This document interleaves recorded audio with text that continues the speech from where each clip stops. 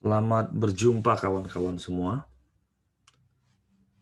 Perkenalkan, ini adalah video perdana dari channel YouTube Equanimity Zone yang mudah-mudahan ke depannya akan semakin rajin dan rutin memberikan edukasi mengenai seluk-beluk di dunia saham, baik itu secara technical analisis maupun sentimen analisis. Mungkin ada sedikit fundamental analisis. Untuk itu jangan lupa teman-teman subscribe dan follow terus channel ini. Kenapa saya beri nama Equanimity Zone? Equanimity itu adalah istilah dalam ilmu psikologis trading, di mana itu menggambarkan kondisi mindset yang fleksibel. Artinya dia bisa trading dengan tanpa pressure, tetap enjoy. Di satu sisi dia tetap fleksibel melihat kondisi yang ada, dan objektif melihat market, tapi di sisi lain dia tetap rigid dalam melaksanakan trading plan-nya. Mungkin nanti kalau ada waktu dan kita membahas mengenai trading, psikologis trading, kita bisa membahas mengenai economic zone ini. Oke, tetapi pada kesempatan kali ini, saya akan sharing mengenai sebuah indikator yang cukup bagus. Indikator ini dapat digunakan untuk melakukan yang namanya analisa top-down approach, yaitu analisa yang terlebih dahulu melihat sektor mana yang sedang hot, dan kemudian mencari saham yang leading di sektor tersebut untuk dibeli.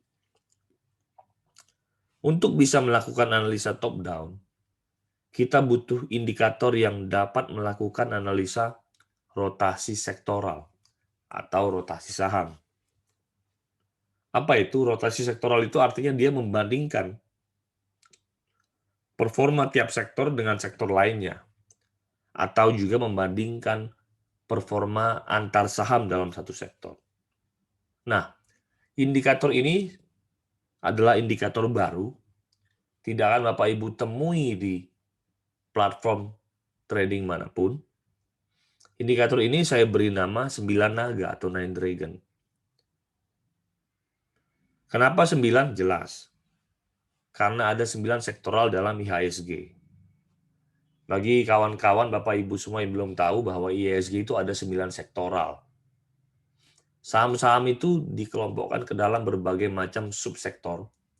Dan berbagai macam subsektor itu nanti digabungkan atau diklasifikasikan menjadi 9 sektor. Nah, kenapa disebut naga? Sebenarnya nanti akan ketahuan ketika kita membahas secara lebih mendalam mengenai indikator ini.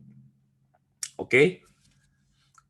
Mari kita bahas dan kita mulai saja pembahasan mengenai indikator Nine Dragon. Selanjutnya saya sebut Nine Dragon ya.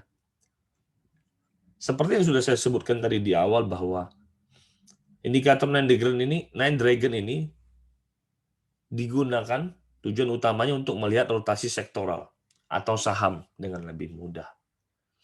Artinya, kita melihat saham atau sektor mana yang sedang mendapatkan momentum harganya naik. Nine Dragon dibagi menjadi 4 area, ya, yaitu wisdom, good luck, power, dan wealth. Jadi dibagi menjadi 4 area. Ini adalah tampilan daripada indikator Nine Dragon itu. Secara umum ya, ini kan penamaan ini diberikan, penamaan tiap area ini diberikan supaya memudahkan teman-teman memahami filosofi di baliknya. Secara umum idealnya, ini kita bicara ideal, pergerakan saham atau sektor itu akan berotasi dari wisdom ke good luck, kemudian ke power, baru ke wealth, dan berputar kembali lagi seperti itu. Tetapi pada beberapa kasus bisa terjadi misalnya penyimpangan. Dari wisdom dia bisa langsung ke wealth. Nah, kalau itu terjadi artinya bahwa momentum kenaikan harganya atau kenaikan sektoralnya cepat. Sangat cepat. Itu contoh. Tetapi pada kondisi ideal dia akan mengikuti rotasi ini. Dari wisdom ke good luck ke power, power ke wealth. Oke. Hal pertama yang perlu diingat dalam penggunaan indikator Nine Dragon ini adalah Nine Dragon ini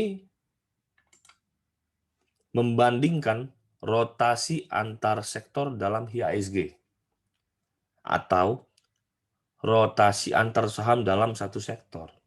Jadi, gini, misalnya kita membandingkan antar sektor ya, maka yang menjadi referensi adalah IHSG. Kan kalau membandingkan harus ada nilai benchmark-nya. Ketika kita membandingkan sektor, maka yang menjadi acuan adalah IHSG. Sedangkan apabila kita membandingkan antar saham dalam satu sektor mining misalnya, maka yang menjadi referensi adalah sektoral mining itu, chart-nya.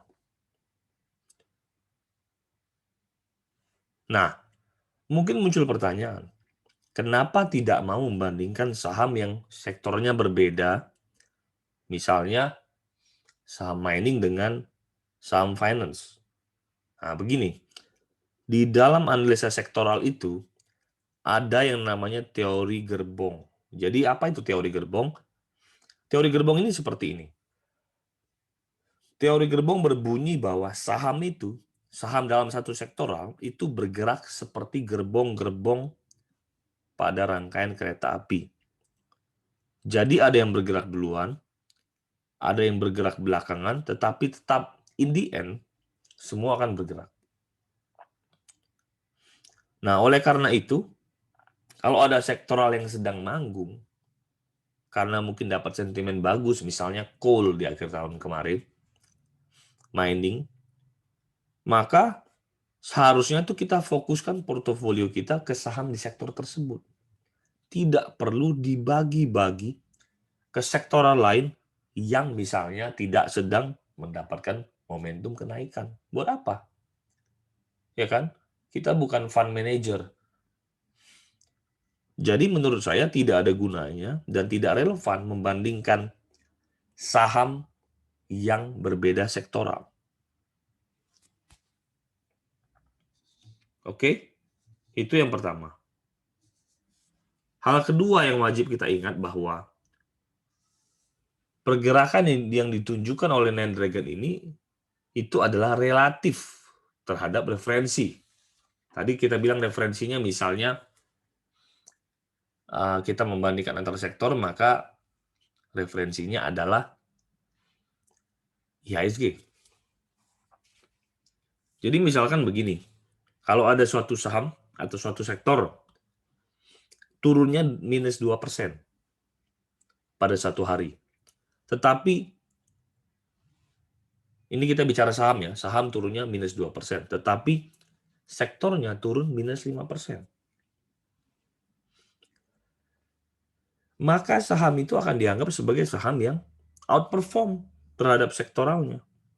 Sehingga akan dibaca sebagai saham yang bagus di indikator Nine Dragon ini. Nah, oleh sebab itu, indikator Nine Dragon ini tidaklah bisa digunakan secara mandiri sebagai satu-satunya indikator yang kita gunakan untuk menentukan entry exit. Jelas ya sampai di sini. Jadi, indikator ini harus dipadu padankan dengan melihat tentunya chart sahamnya sendiri secara langsung. Sehingga kita dapat menentukan area entry yang tepat.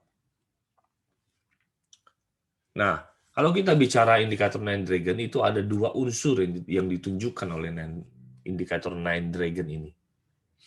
Unsur pertama adalah relative performance.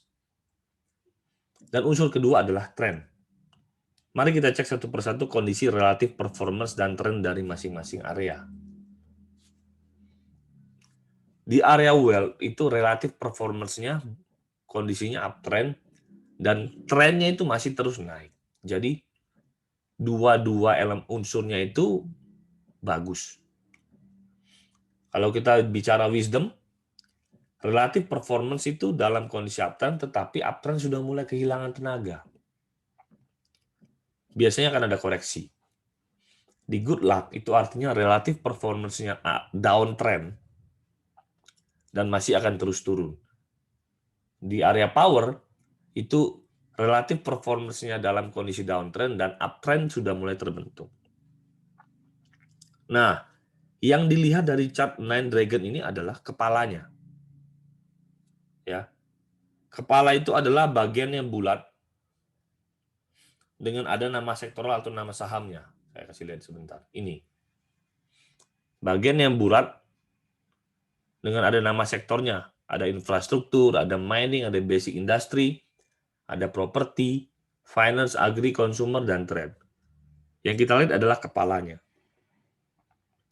Sedangkan titik-titik kecil di belakangnya, ya, titik-titik kecil di belakangnya itu adalah posisi per hari atau per minggu. Jadi Nine Dragon ini bisa dilihat chart daily atau weekly-nya. Tapi tidak bisa atau belum bisa hourly. Ya. Titik-titik kecil itu adalah posisi per hari atau per minggu dari kombinasi antara relative performance pada sumbu X dan tren pada sumbu Y. Jadi sumbu X itu adalah relative performance-nya. Sumbu Y itu adalah trennya. Titik tengah pertemuan antara dua garis itu adalah referensinya.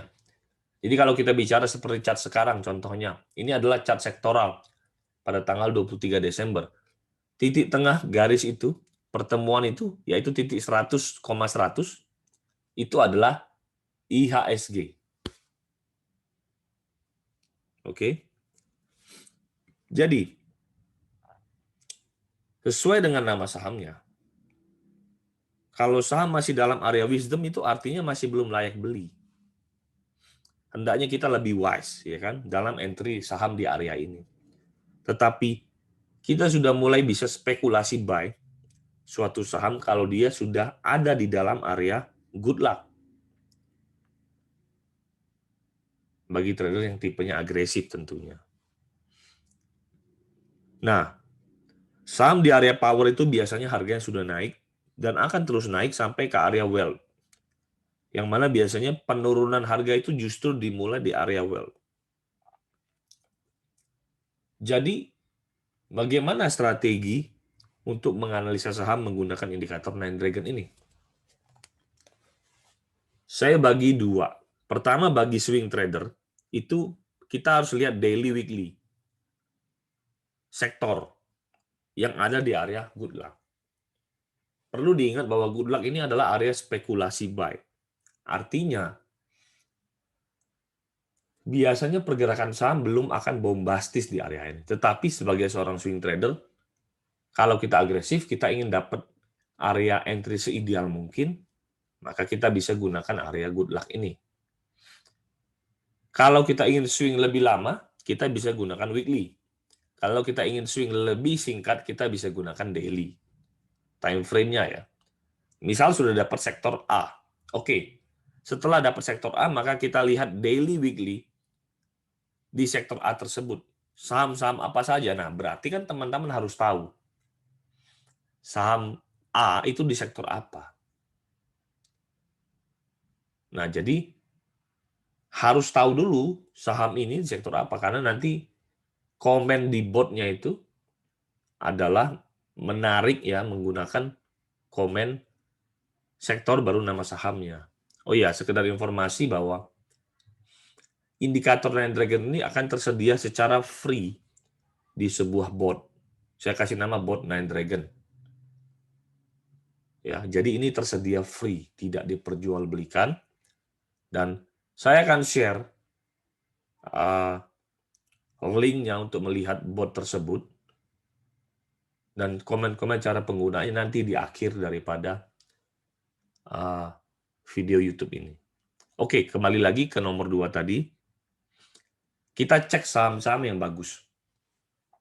yaitu dalam hal ini di area good luck. Ini bagi seorang swing trader ya. Ketiga, baru kita cek chart secara manual. Itu penting. Itu penting. Karena tetap seperti yang saya katakan tadi, kita tidak bisa gunakan indikator ini secara langsung, secara mandiri. Nggak bisa. Bagi fast trader gimana? Nah, bagi yang fast trader, saya sarankan selalu trade saham yang berada di area power dan wealth saja. Hindari yang ada di area good luck dan wisdom. Karena area wisdom itu biasanya harga sahamnya melemah. Di good luck itu harga sahamnya kadang-kadang naik, kadang-kadang belum. Jadi kalau pengen dapat momentum yang cepat harian kan, kalau fast trade kan dia pengen beli hari ini, jual hari ini atau besok paling telat.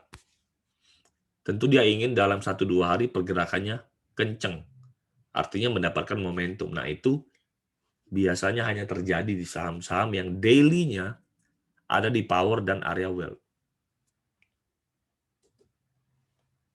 Beberapa tips untuk bisa memaksimalkan cara kita menggunakan indikator Nine Dragon ini adalah satu, seperti yang sudah saya sebutkan tadi di awal, semua yang ditampilkan itu relatif ya. Artinya bisa saja suatu sektor terlihat bagus, tetapi sebenarnya turun juga karena indeksnya yang buruk. Kedua, jangan menunggu saham, ini yang tadi saya sebutkan di awal, yang masuk ke area wealth, tetapi cari yang sudah di good luck menuju ke power. Sudah terlambat kalau mau beli saham yang sudah masuk di area wealth. Ketiga, perhatikan angle dan heading. Ini penting. Heading itu kepalanya ya. Kepalanya cari yang sudutnya 45 derajat dan kelihatan akan bergerak masuk ke area berikutnya. Jadi kalau tadi dibilang cari yang di area good luck, bukan sembarang semua yang di area good luck, tidak. Tetapi cari yang di area good luck dan kepalanya membentuk sudut 45 derajat, kelihatan mendongak itu, mau masuk ke area power. Dan keempat, ini yang paling penting, semakin jauh jarak antar titik di dalam indikator ini, artinya semakin kuat momentum pergerakannya. Artinya semakin cepat kenaikan saham tersebut. Jadi cari yang sudutnya 45 derajat di area good luck dan jarak antar titiknya yang sudah kejadian di masa lalu itu jauh-jauh. Oke? Sebagai contoh ini ya, di sektoral ini kita bisa lihat bahwa misalnya sektor properti itu momentumnya kemarin-kemarin itu bagus sekali. Ini weekly ya kita bicara, jadi jarak antar titik itu 1 minggu. Momentum sektor properti ini bagus sekali. Kenapa? Karena kita bisa lihat jarak antar titiknya kencang. Beda dengan agri yang tidak terlalu kencang. Atau finance yang beberapa minggu ini memang tidak terlalu kencang. Kita langsung ke contoh saja ya. Ini contoh, ini tadi weekly. Ini adalah contoh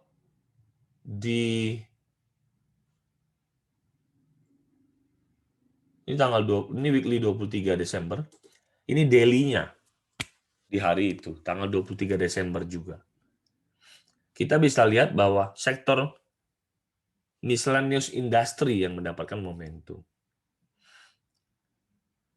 Mining melemah, konsumer, kita lihat ya di chart-nya sudah kelihatan bahwa konsumer itu jelek dan melemah.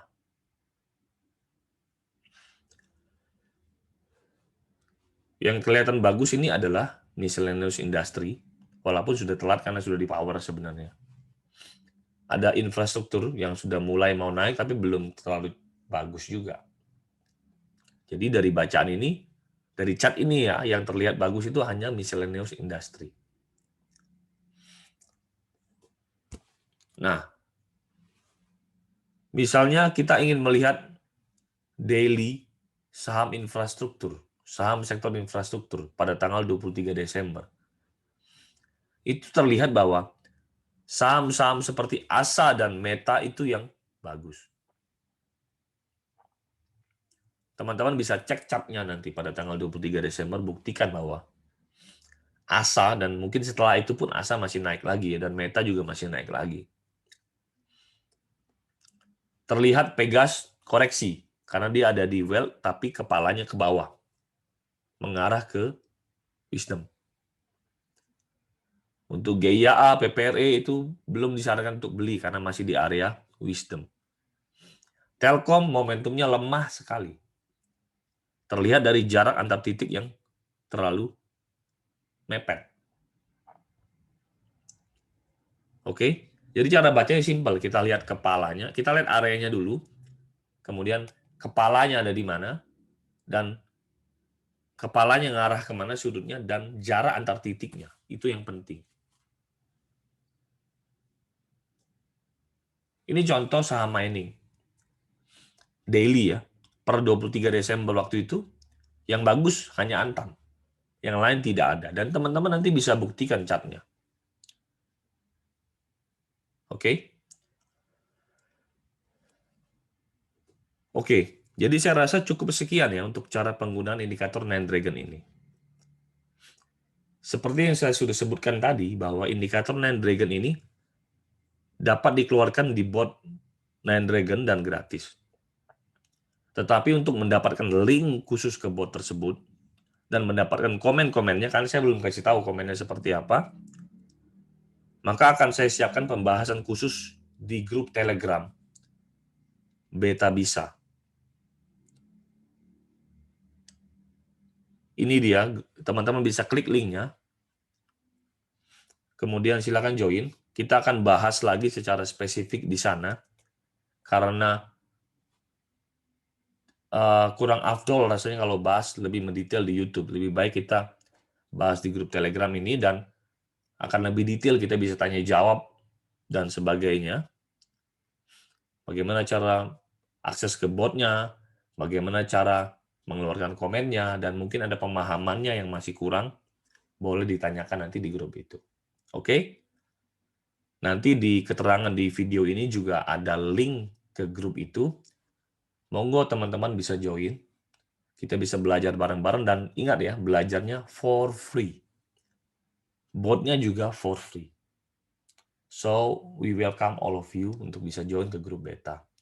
Grup beta ini adalah salah satu grup untuk pembelajaran technical analysis di Telegram. Oke, saya pikir cukup sekian. Terima kasih buat teman-teman semua. Mudah-mudahan bisa bermanfaat yang diberikan. Dan jangan lupa subscribe, karena ke depannya planningnya channel YouTube ini akan terus rutin dan konsisten memberikan edukasi mengenai technical analysis utamanya, yang berbobot, yang katanya daging-daging semua, yang free, yang bisa mengedukasi teman-teman trader Indonesia. Harapannya trader Indonesia bisa banyak trader Indonesia yang bisa menjadi trader-trader mandiri dan survive di bursa IHSG kita. Oke, saya pikir itu cukup sekian untuk video kali ini. Nantikan pembahasan video-video berikutnya hanya di channel YouTube Economity Zone. Terima kasih. Bye-bye.